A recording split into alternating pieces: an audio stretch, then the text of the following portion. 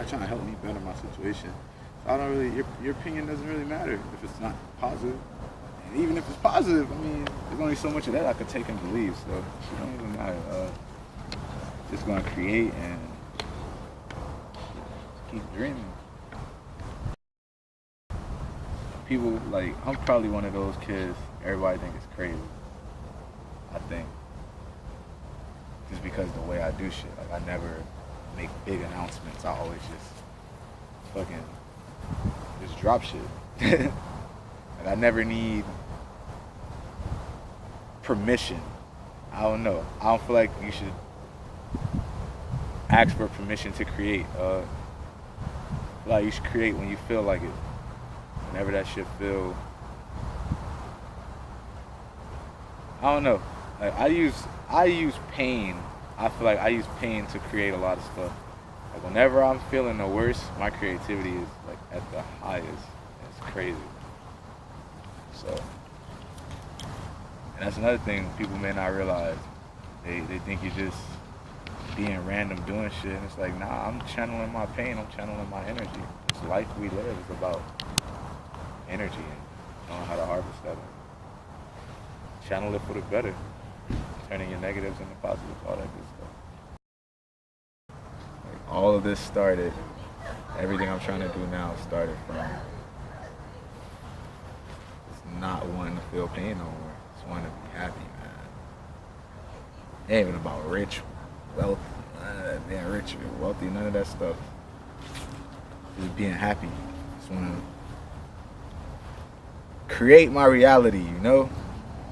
That's what I want to, that's what the goal is. Teaching people that we are in control at all times. We can create our own destinies. We do not have to settle for what the world and society has trained us to believe to be true. Truth lies in us. You know? We the truth. And you the truth. Right. What do you feel like is the thing that's like holding people back from realizing that they have, you know, the potential to really do anything that they want?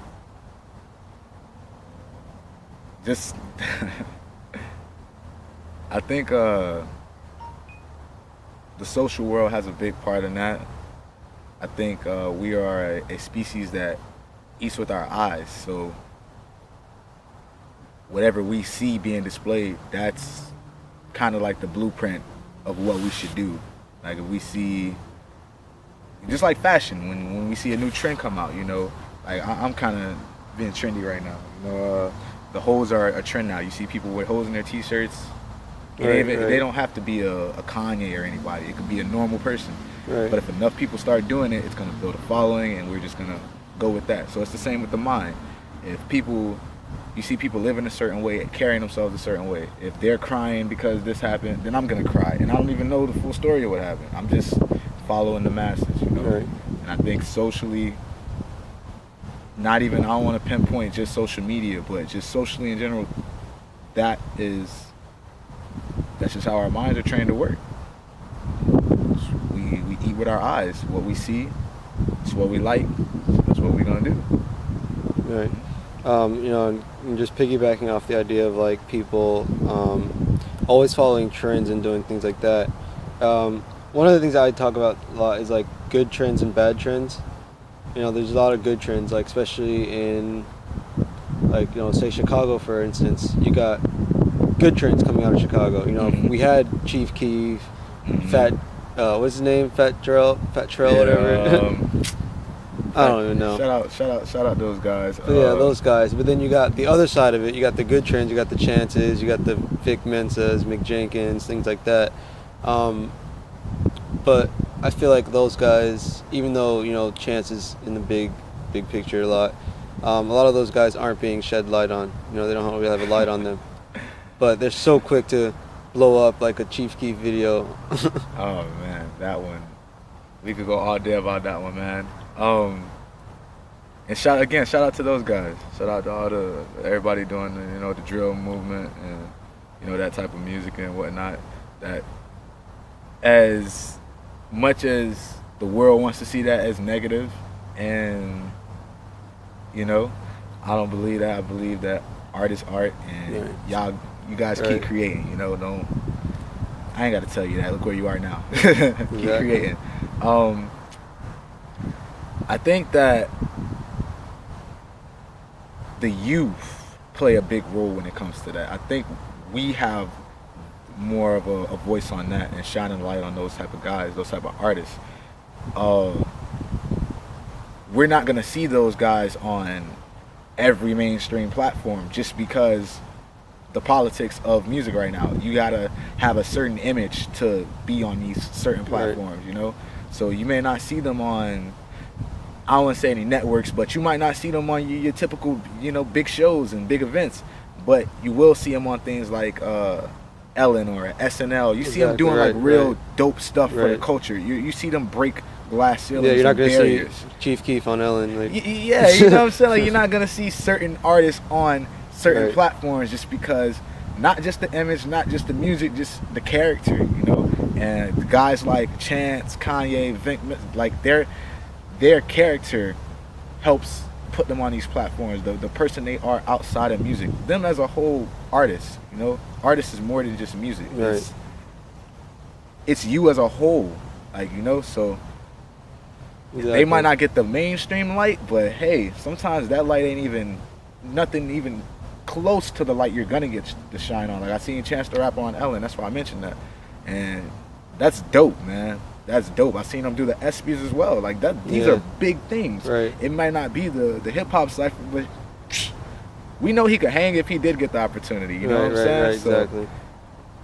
Yeah. And that can go with the up and coming, man. If you're not getting that mainstream shine or that local love that you craving, but your music hitting overseas, like I got a record out, Karma. It's not doing it didn't do its best numbers here, and it's sad because, you know, I get a lot of people tell me they love the record, but my record's been doing numbers in Toronto. So wow. And Toronto's is that's a big deal. That's they popping exactly. right now, you know. Exactly. Got Tory Lanez, you obviously, you know, you got the man up there. You ain't gotta do no name dropping, man, but yeah, man. Right. That's one of the things. That's one of the things I actually wanted to get into too. A lot of people they're so focused on one area, you know, especially down here in Florida. I feel like a lot of people are still waiting for Miami to blow up. Like, and you're gonna be waiting forever because I feel like there's so much individualism here that you're gonna if you're waiting for this place to blow up, you're gonna be stuck because you gotta blow up by yourself here. You said the key word. There are so many individuals in Miami. Please don't take any offense to my words. I am from Florida. I have Florida tattooed on my arm. Miami, man. I've been waiting to speak on this topic. My birthplace, by the way, Carroll City. Crabs in a bucket, man. We are the kings of that mentality. Crabs in a bucket. We cannot stand to see the next man have a little more shine, a little more clout than we do. Everybody has to be the man. Like, this is Miami. Like, we all gotta be brolic. We all gotta be the boss. Like, we can't have 4 or 5 bosses. Nah, 1 boss, 5 workers. And that's the difference between us and other places. They learned the whole, if you help me up, I can help you up. That's gonna help both of us in turn. How can we come together? Miami, no. Our mindset is you gotta be the man. There can only be one man, my show, and everybody else is just the background. So when we break that mindset, and notice I'm saying we, because I'm still here. I'm still in Florida. I'm still here.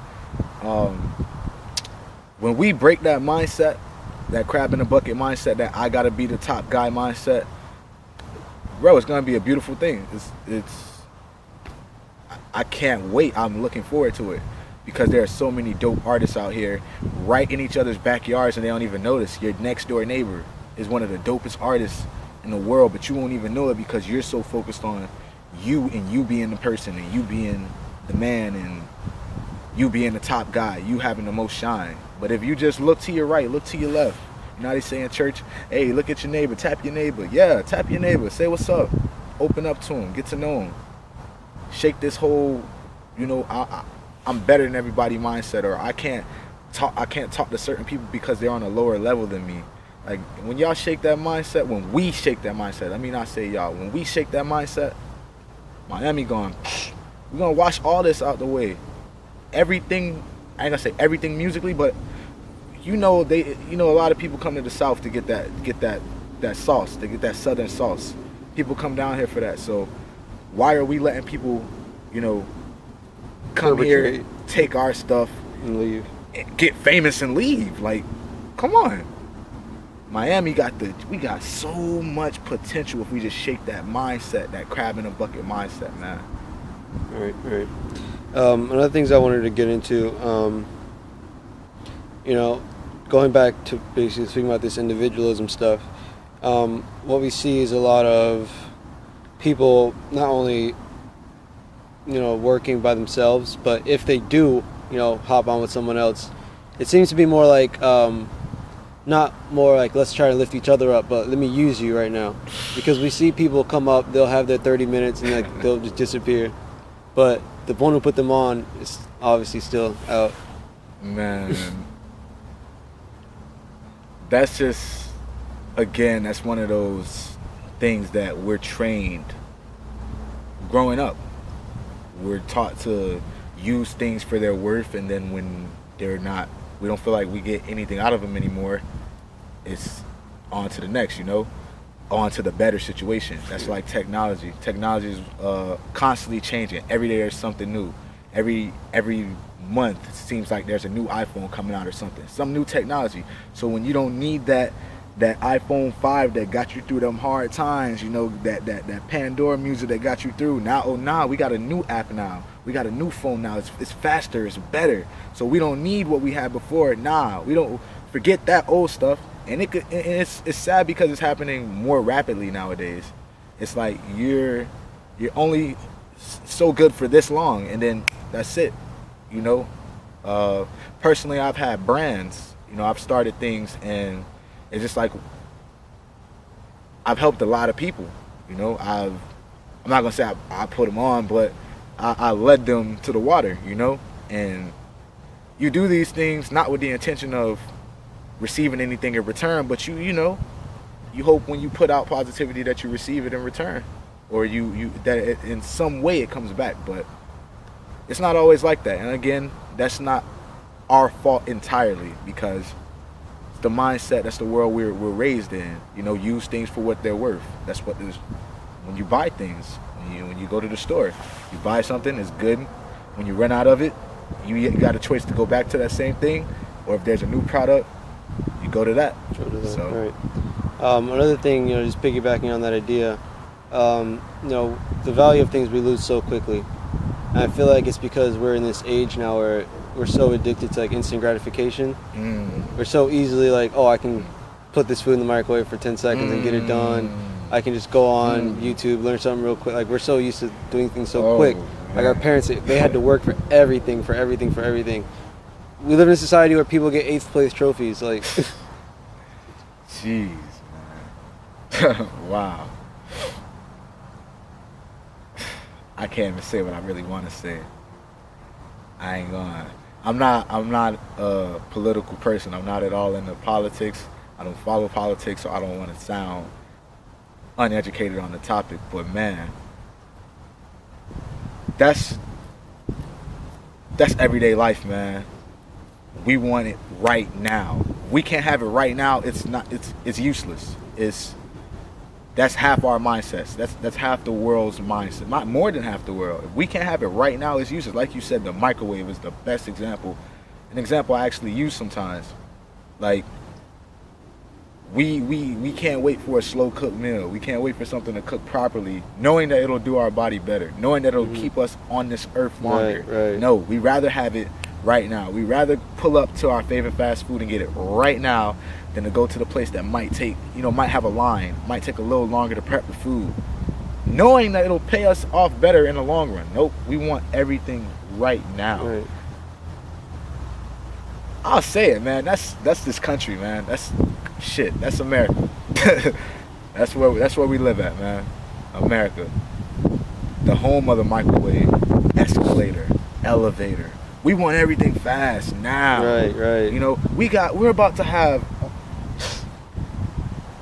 it's kind of in the same ballpark. It's not the exact topic, but we're about to have self-driving cars. If that don't tell you something, For